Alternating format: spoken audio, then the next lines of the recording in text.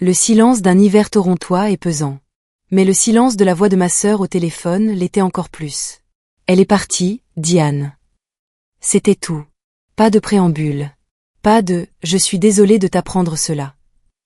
Ma sœur, Glenda, ne m'a même pas laissé le temps de digérer l'information. Maman s'est éteinte à 4 heures du matin. L'établissement dit que c'est une insuffisance cardiaque. Écoute, j'ai déjà réglé les formalités juridiques. Comme je détiens la procuration et que le testament mis à jour que maman a signé le mois dernier me désigne. Je reprends la propriété de Richmond Hill et le portefeuille d'investissement. Une enveloppe bleue t'attend dans le courrier. C'est un petit versement, considère cela comme un cadeau de ma part. Ne m'appelle pas. Je suis occupée par la vente de la succession. Clic. Je suis restée plantée dans ma cuisine, le téléphone encore pressé contre l'oreille, regardant la gadoue grise s'accumuler dans l'allée. Pour la plupart des gens, je ne suis que Diane Harrison, une retraitée de 64 ans. Mais mon esprit ne fonctionne pas comme celui de tout le monde. Je suis une architecte légiste à la retraite. Toute ma carrière a consisté à examiner des structures solides, gratte-ciel, ponts, condos de luxe, pour y trouver les fissures cachées que tout le monde ignorait. C'est moi qu'on appelait lorsqu'un bâtiment s'effondrait pour découvrir exactement quel boulon avait lâché en premier. Et en ce moment même, l'histoire de Glenda était un mur de briques en train de s'effriter. Notre mère, Hélène, avait 85 ans. C'était une femme qui faisait les mots croisés du Sunday New York Times au stylo et corrigeait ma grammaire devant le rôti du dimanche. Il y a 2 mois, Glenda l'avait soudainement placée au Willow, un établissement haut de gamme, prétendant que maman souffrait d'un déclin cognitif agressif et avancé. On m'avait interdit l'accès à son dossier médical à cause d'une procuration que Glenda avait forcée lors d'une phase de confusion. Mais une insuffisance cardiaque à 4 heures du matin un mardi, sans un seul appel de l'infirmière en chef? Dans mon monde, un effondrement soudain sans défaut structurel, ça n'existe pas. Je n'ai pas ouvert l'enveloppe bleue. J'ai attrapé mon manteau. J'allais découvrir exactement où l'histoire de ma sœur pourrissait. Je suis arrivée au Willow vers 8 heures du matin. En tant qu'architecte, je sais comment naviguer dans les bâtiments. Je ne suis pas passée par la réception où se trouvaient les agents de sécurité. Je suis passée par le quai de livraison, suivant un chariot à linge jusqu'à l'ascenseur de service. Quand j'ai atteint la chambre 402, je m'attendais à trouver une pièce vide, un espace aseptisé dépouillé de l'existence de maman. Au lieu de cela, j'ai trouvé la porte entr'ouverte. Je l'ai poussée et j'ai vu une silhouette assise près de la fenêtre, se découpant en ombre chinoise contre la lumière du matin. « Maman » ai-je chuchoté. Elle n'a pas bougé d'abord. Elle semblait frêle, ses cheveux blancs fins et vaporeux, mais j'ai remarqué ses doigts. Ils tapotaient à un rythme régulier sur l'accoudoir de la chaise. Long, court, long, long. C'était une habitude qu'elle avait lorsqu'elle réfléchissait, un tic nerveux qu'elle gardait de son époque d'institutrice. J'ai fait le tour pour lui faire face. Ses yeux étaient vitreux, regardant à travers moi. Pendant un instant, mon cœur a sombré.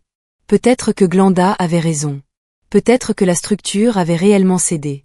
Mais soudain, dès que les bruits de pas dans le couloir se sont estompés, les yeux de maman se sont plantés dans les miens. Ils étaient aussi acérés qu'un laser. « Diane » a-t-elle sifflé. « Vérifie le thé. » J'ai regardé la table de chevet. Une tasse de camomille était posée là, froide. J'ai sorti un petit flacon d'échantillonnage de mon sac, une habitude de l'époque où je testais le béton et le sol. « Qu'est-ce qu'il y a dedans, maman ?» « Des vitamines, d'après Glenda, a murmuré maman. Elles rendent le monde gris. Elles m'endorment. Ça fait 3 jours que je les recrache dans la plante en soie. Elle revient aujourd'hui avec un homme en costume, un notaire. Elle veut que je signe l'acte de vente des terres de Muskoka. Elle m'a dit que tu étais morte. Diane. Elle organise tes funérailles pour ce vendredi. La mâchoire de maman s'est crispée comme une barre d'acier. Alors nous ferions mieux de nous assurer que ce soit un spectacle qu'ils n'oublieront jamais. Je ne pouvais pas simplement la faire sortir. Glenda detenait la procuration. Si je déplaçais maman, Glenda appellerait la police et me ferait arrêter pour enlèvement de personnes vulnérables.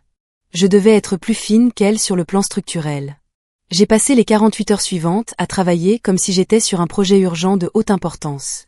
J'ai appelé Marcus, un enquêteur numérique avec qui j'avais travaillé sur des dossiers de fraude à l'assurance. Marcus, j'ai besoin d'une analyse approfondie sur Harrison Heights Realty, lui ai-je dit. Vérifie le ratio d'endettement. Cherche des transferts de fonds offshore. 6 heures plus tard, Marcus m'a rappelé. Diane, ta sœur n'est pas seulement à court d'argent. Elle est en chute libre. Elle a contracté un prêt relais massif pour un projet immobilier au bord de l'eau qui est bloqué par des permis environnementaux. Elle a un trou de 4 millions de dollars. Elle ne veut pas seulement l'argent de ta mère. Elle a besoin des titres de propriété pour s'en servir de garantie, sinon elle part en prison pour fraude bancaire. Ensuite, je suis allée voir le directeur de l'établissement, en me faisant passer pour une inspectrice. Je n'ai pas eu beaucoup à mentir. Je connaissais les codes du bâtiment mieux qu'eux.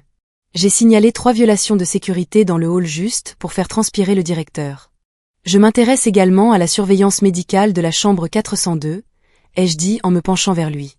Le docteur Aéris semble prescrire de puissants antipsychotiques à une patiente sans aucun antécédent de psychose. C'est une responsabilité civile énorme pour cet établissement. Si je découvre qu'il y a un système de pots-de-vin derrière tout cela, ce bâtiment ne sera pas la seule chose à s'effondrer. Le visage du directeur est devenu livide. Il m'a donné exactement ce que je voulais, le registre des visiteurs. Glenda était venue tard le soir, apportant souvent ses propres médicaments et des témoins juridiques. Jeudi soir, je me suis glissée de nouveau dans la chambre de maman. Nous n'avions plus beaucoup de temps. J'avais apporté une petite caméra bouton haute définition, le genre d'outil que j'utilisais pour inspecter les vides sanitaires difficiles d'accès. Je l'ai épinglée au rideau, près du fauteuil de maman. Elle sera là dans 1 heure, a dit maman. Elle semblait fatiguée, mais le feu dans ses yeux brûlait plus fort que jamais. Elle pense qu'elle est en train de gagner. Diane, laisse-la le croire, ai-je dit. Chaque histoire a un point de rupture, maman. Il nous suffit d'appliquer la pression. Je me suis cachée dans la grande armoire dans le coin. 10 minutes plus tard, la porte s'est ouverte. J'ai entendu le clic des talons coûteux de Glenda. Bonjour, maman chérie. La voix de Glenda était doucereuse, une voix de prédateur. J'ai apporté ton thé spécial, et mon ami monsieur Henderson est ici. Il a juste besoin que tu signes un tout petit papier de plus. C'est pour ta protection. Yeah. Je suis si fatiguée, Glenda. Maman jouait le rôle à la perfection. Sa voix était faible, errante. Je sais, ma chérie. Signe juste ici, et tu pourras dormir aussi longtemps que tu le voudras. J'ai observé à travers les lattes de l'armoire Glenda, guider la main tremblante de maman vers un transfert de titre de propriété. J'ai enregistré chaque seconde sur mon téléphone. La coercition, la façon dont Glenda riait quand maman se trompait de date, et la façon dont Glenda a chuchoté au notaire, elle sera officiellement partie d'ici vendredi matin. Antidater simplement la signature. Vendredi était une journée fraîche et claire. Les funérailles se tenaient au domaine de la famille Harrison à Richmond Hill. Glenda avait invité tout le monde, les promoteurs, les politiciens locaux, l'élite de l'immobilier de Toronto. C'était moins un mémorial qu'une soirée de lancement pour le projet Harrison Heights. Le jardin était rempli de lys blancs. À l'avant, un cercueil en acajou poli reposait sous un auvent. Glenda se tenait au pupitre, un voile de dentelle noire couvrant son visage. Elle ressemblait à l'image même de la fille en deuil. Ma mère, Hélène, était un pilier de cette communauté, a sangloté Glenda dans le micro. Dans ces derniers jours, elle a clairement exprimé qu'elle voulait que son héritage soit placé sous le signe du progrès. Elle m'a confié le domaine familial pour construire quelque chose qui durera des générations. Je me suis levée au dernier rang. Ma voix, forgée par des années à crier par-dessus les engins de chantier, a tranché la foule comme une scie. C'est un beau discours, Glenda. C'est dommage qu'il soit structurellement instable. La foule s'est retournée. Les yeux de Glenda ont lancé des éclairs de rage derrière son voile. Diane, comment oses-tu interrompre cela? Tu es manifestement hystérique de chagrin. Je ne suis pas en deuil, Glenda. Je fais un audit. J'ai descendu l'allée centrale, tenant mon téléphone bien haut. J'ai une vidéo qui, je pense, intéressera beaucoup les invités. Elle a été filmée hier soir. On y voit maman, que tu prétends morte mardi, signer un transfert de titre pendant que tu droguais son thé. C'est un mensonge. Tu es follé. A hurlé Glenda. Alors pourquoi le cercueil est-il vide? Ai-je demandé. J'ai atteint l'avant et j'ai poussé le couvercle du cercueil. Il s'est ouvert avec un bruit sourd et creux. Il n'était rempli que de sacs de paillis pour lui donner du poids. La foule a éclaté en murmures. Mike, le mari de Glenda, a tenté de me saisir le bras, mais j'ai reculé. Et si maman est morte, ai-je continué en pointant l'allée, alors qui est-ce? Un SUV noir s'est arrêté. Les portes se sont ouvertes et ma mère en est sortie. Elle n'était pas en fauteuil roulant. Elle n'était pas confuse. Elle portait son tailleur cramoisi préféré, les cheveux parfaitement coiffés. À ses côtés se trouvait Robert Chen, notre avocat de famille, et 2 agents de l'unité des crimes financiers. Maman a monté les marches de son propre perron et a pris le micro des mains de Glenda. Les rumeurs sur ma mort ont été grandement exagérées, a dit maman, sa voix résonnant sur toute la pelouse. Mais les rapports sur les dettes de ma fille sont tout à fait exacts. Glenda s'est effondrée sur les marches. La fondation qu'elle avait bâtie sur des mensonges avait enfin atteint sa limite de charge. Les retombées ont été un effondrement total pour Glenda. La vidéo que j'avais enregistrée, combinée à l'audit financier de Marcus et aux aveux immédiats du docteur Aeris, une fois que la police lui a montré les preuves de corruption, ont constitué un dossier en béton. Glenda a été accusée de maltraitance envers une personne âgée, de vol qualifié et de fraude successorale. Parce qu'elle avait tenté de déclarer morte une personne vivante auprès de l'État, elle a fait face à des accusations fédérales supplémentaires pour falsification de documents. Elle a perdu sa licence, son entreprise et sa réputation. Maman n'est pas retournée au Willow. Nous avons licencié tout le personnel que Glenda avait soudoyé et maman s'est réinstallée dans la maison de Richmond, avec une équipe d'infirmières en qui nous avions toute confiance. 1 mois plus tard, maman et moi étions assises sur le porche arrière à regarder le coucher du soleil. Tu sais, Diane, a dit maman en sirotant un thé que j'avais préparé moi-même. Je me suis toujours demandé si je ne t'avais pas élevée de manière trop clinique, trop focalisée sur les boulons et les poutres. Elle a souri en me serrant la main. Et maintenant, je réalise que l'amour a aussi besoin d'une structure.